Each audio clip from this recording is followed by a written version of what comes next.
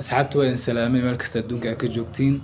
Aniga waxaa ka mid ah raggii kusoo dhaweeyey Waliid Mawcid, youtuberka oo hadda dhow xamar imaaday. Raggii kusoo dhaweeyey ayaa ka mid ahay. Haddaa la socotaanba muuqaalkiisa hadda wuxuu sii marayaa almost 200k uu marayaa.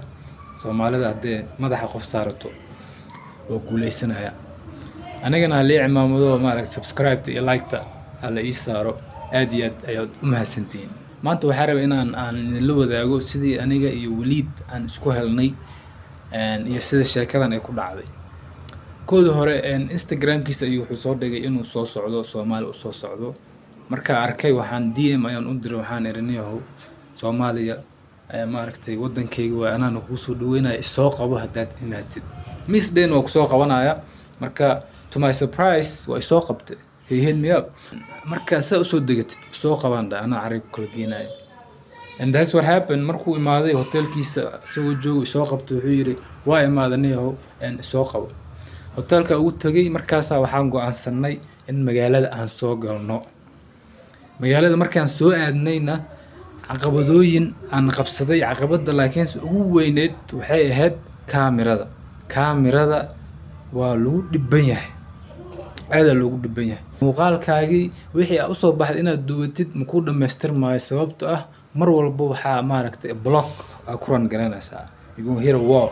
Sababtoo ah dadka ma wajaclaba kaamir meesha ku arkaan waxa way kala sheeg ka tax wala carra ama waxa la iga duu baasha iga duu iga sii jeedin. Waa ku dhibanahay in magaalada muuqaal qurxoon laga soo daayo sababtoo ah dadkii mar rabaan kaamirada saas lama rabo. Yacni meeshan muuqaalkan wadanka ayaa laga gudbinayaa. Wadanka inaad ka warbixisataan iska dhaaf qof la wareysto iska dhaaf bakaas kaamirada iyo la diidan yahay wareys haba sheeginba. Inaa waxa la rabaa Soomaaliya dadka inaa wareysi bixisiin oo wadanka aad ka hadashiin oo aad gudbisiin fariinta wadanka iyo siduu yahay inuu safe yahay inaa xaaladda aad wanaagsan inaa gudbisiin la rabaa. Dadka daawanayana inay arkaan warbixinta aad soo dhiibteenna ee helaan ayaa loo baahan yahay oo ay arkaan maaragtay dadka ku noolaa meesha maaragtay ay leeyihiin wadanka waa okay.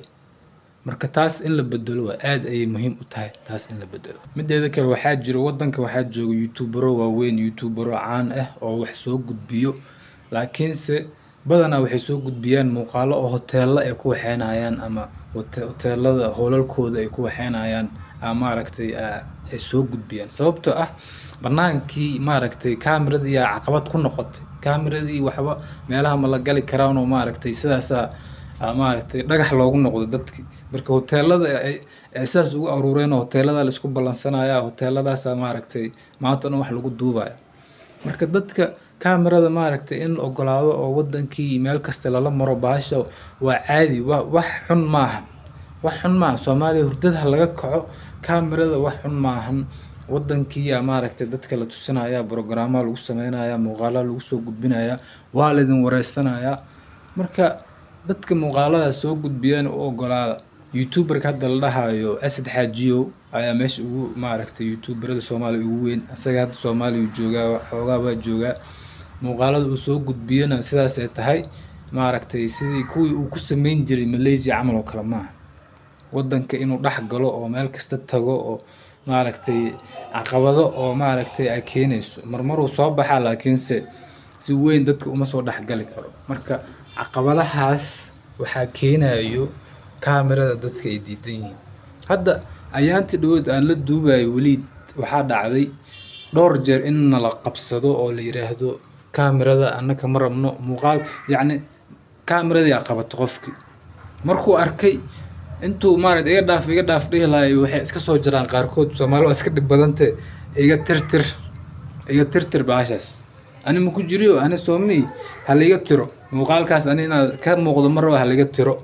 Marka qof walba haduu ku dhaho hal iga tiro muuqaalkii maxaa soo haray muuqaal jarjaran oo qaab daran oo aan qurxoonayn soo haray muuqaal ka qurux badan uu rabo inuu soo gudbiyo laakiinse caqabadaas maaragtay caqabad weyn ku noqotay.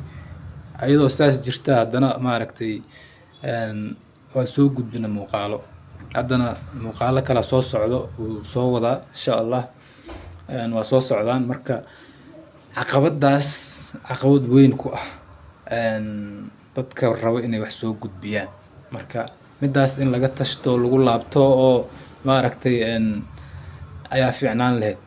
Mideeda kale waxaa jira dad maaragtay oo dhinaca YouTube sectionka comment sectionka oo videoga uu soo dhigay Waliid pagekiisa uu soo dhigay dad ka hadlay oo waxaa jira dhahayo maxaa inta ugu ridi weysay, maxaa xagga ugu ridi weysay, maxaa inta u geyn weysay. yacni aniga muhiimadeedu waxay ahayd in maaragtay nolosha dhabta ah oo Soomaaliya inaan tusiyo suuqeena caadiga suuqeena like everyday people's lives inaan tusiyo rabay. suuqeena aan ka adeegano maalin walbo, cuntada maalin walbo cunno, transportationka maalin walbo raacno, nolosheena caadiga everyday life-ka inaan tusiyo ayay ahayd muhiimadeeda. waana tusiyey. yacni taas waxay matalaysaa oo waxay sheegaysaa oo naga gudbinaysaa in dadka lasoo dhexgeli karo, in bulshada la dhex imaan karo, in maaragtay dadka caadiga la dhex wareegi karo, waxay maaragtay qabtaan aad qabsan karto oo waxba ka hor istaageen. hadda waa aragteen YouTubera imaado qolooyin waxaa ku dhago oo maaragtay tourist companies ah, Cabdibele iyo Qore iyo saasaa looga daba wadaa. macna taas image khaldan ay wadankeena ka gudbinaysaa, wadankeena.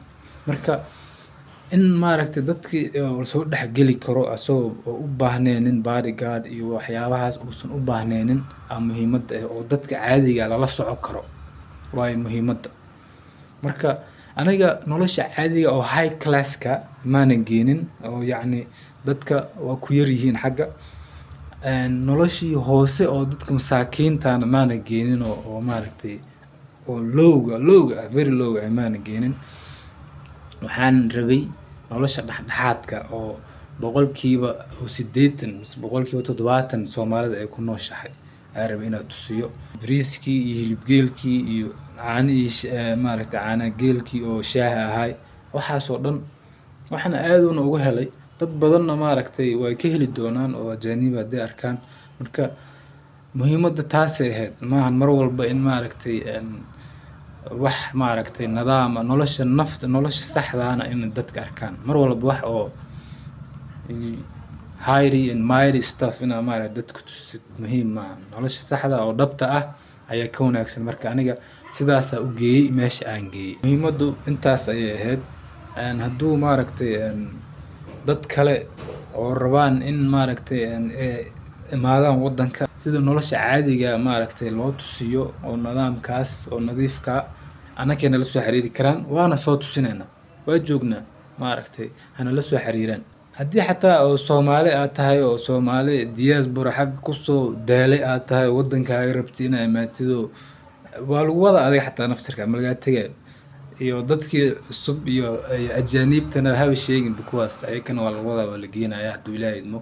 marka sidaas ayaan isku ognahay.